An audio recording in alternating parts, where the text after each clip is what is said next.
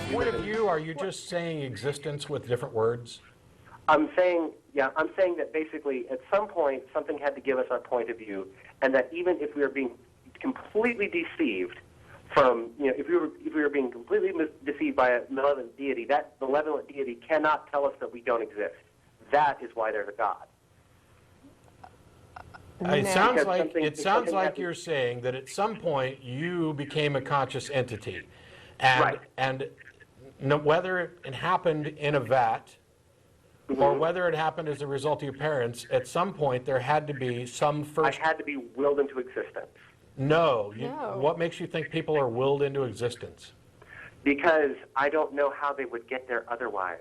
Oh, so it's a big argument from ignorance. You're saying that because you can't think of anything other than people being willed into existence, therefore people were willed into existence.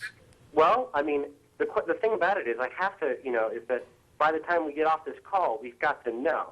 Because if we die not knowing, then, I'm basically guess what I'm trying to say. Guess what, Brooks? If we die without knowing, then we've died without knowing. Okay, but at the same time, if we sit there and sit on our thumbs and say that we don't know and we never ever will know and that anything is possibly true, then we're not really getting anywhere either. I agree. Wait, I absolutely agree. Go ahead, Jim. I got a break in here. This is what I was talking about before. Just because you don't know something doesn't mean you're justified in making something up, okay?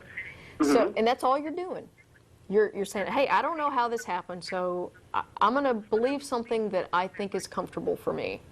So comfortable for you, right? Comfortable for you. I don't have these supernatural beliefs. I'm comfortable not knowing things, and I'm not sitting on my hands, trying to figure out, what excuse I can make up for why I don't know things or something. Right. But Jen, but I think you'll agree with me when you say that basically by being comfortable, it means that you've answered all the questions that need answering for you, right? No. It means that, I'm an engineer, and I deal with uncertainty in everything I do. People think that engineers know stuff, and really we know stuff within certain error bounds, okay? Yeah, so, we know the limit of our knowledge. Okay. I can quantify my uncertainty. And once I do that, that becomes another piece of information that informs my decisions. Okay. Right. It's not something uncomfortable. And you know what? I believe that we live in a vast universe that has no purpose at all. And I'm comfortable with that. Okay. Good. But here's it doesn't mean that I'm sitting on my hands not pursuing knowledge about things. Here's the thing, actually, two quick things, Brooks. One, the knowledge that we have is the result of people who were dissatisfied with the answers that you accept. Okay? The other thing is that you are in a position where you're uncomfortable not knowing and you're desperately afraid of dying without knowing. What's the explanation for all of this? And so you have convinced yourself that you have some answer, that there must be a God. And in actuality, what you've accepted is a non-answer. The God explanation, I put that in scare quotes, is not an explanation. It has no explanatory power. It doesn't give us any better understanding. If you can take your explanation for how to explain consciousness, if you can take your explanation and sub in it's magic or I don't know and your status of knowledge has not changed, then the answer is useless. And I don't care whether you call it a God in the theist sense or Jehovah. Okay. You don't have an answer. You don't even, you have a non-answer. You have a pacifier that keeps you from actually looking for the answer. Okay. Now I'm going to speak to Jen. Okay. Because Jen's an engineer, and you talked about talking about what you can quantifying what you don't know, right? Right. Well, in this sense, what I would do is I would take all the things that are beyond the limit. I would think of the greatest thing I can possibly imagine, and in my sense, those are the three attributes of omnipotence, omniscience, and omnipresence. The only reason that I choose those three is because I can't imagine anything that would be greater than that. Okay. Okay, and and basically being being somebody that tries to quantify what I don't know, I stick a label on that, and I call it God. And so whenever I want to, basically, I do that as a placeholder because I believe that's valuable to me. So you have evidence that there is something out there that is omnipotent, omniscient, and what was the other one? Omnipresent. Not only that, but controls all of our actions.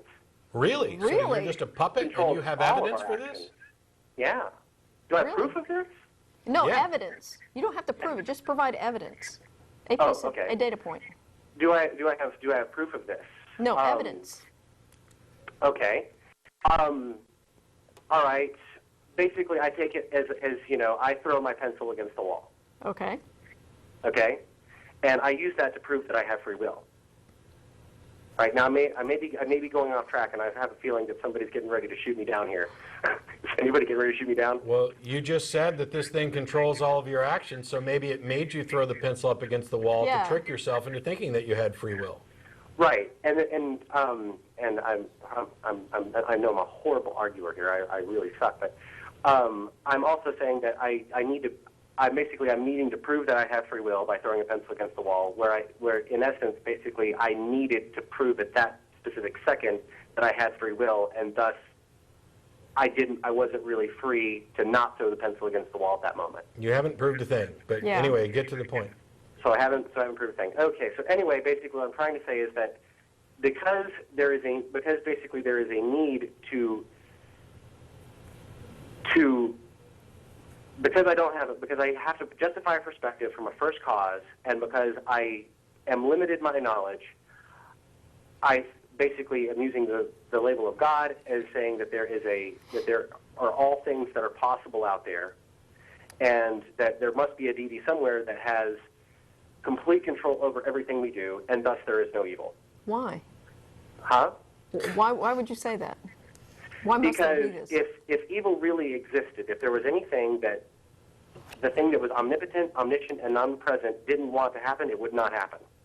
Well, first of all, I don't know how we got to whether or not evil exists, but depending on what you mean by exists, I don't think it does. Good and evil are labels that we put on things based on their outcome, their effects. Right, but you basically call yourself atheists, meaning that there is no God, and I'm trying to say Well, that there is a God based off of the... Yeah, based off of what? Yeah. Based off the fact that we have a limit to our knowledge and there's something beyond Sure, I agree. We have a limit to our knowledge. What makes you think that there's something that doesn't have a limit to its knowledge? Something that doesn't have a limit to its knowledge. Omniscient. You believe in something that's all-knowing. You say, Yeah. I have a limit to my knowledge, and therefore there must be something that doesn't have a limit to its knowledge. And I say, what's the justification for this besides I really hope it's true? Besides that, I really hope that it's true. You have no reason to think that something is omniscient. I have no reason to think that there's something that is omniscient, because it's the same reason why I put an infinity symbol on numbers. I don't know what the highest number is, but at the same time, I put a There symbol there so I isn't can a talk about it. highest number. Yeah.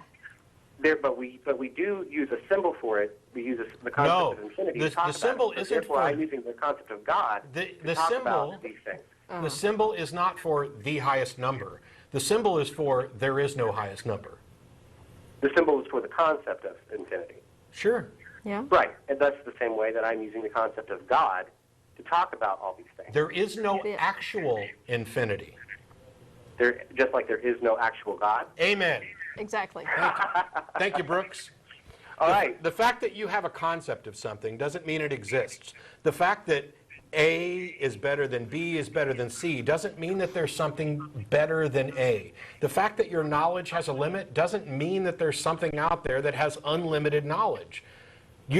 Now, if you could draw an actual logical argument that demonstrates this, I'd be happy to. But whenever asked, you just say, I have limits on my knowledge, and therefore there must be something that doesn't. That's your argument.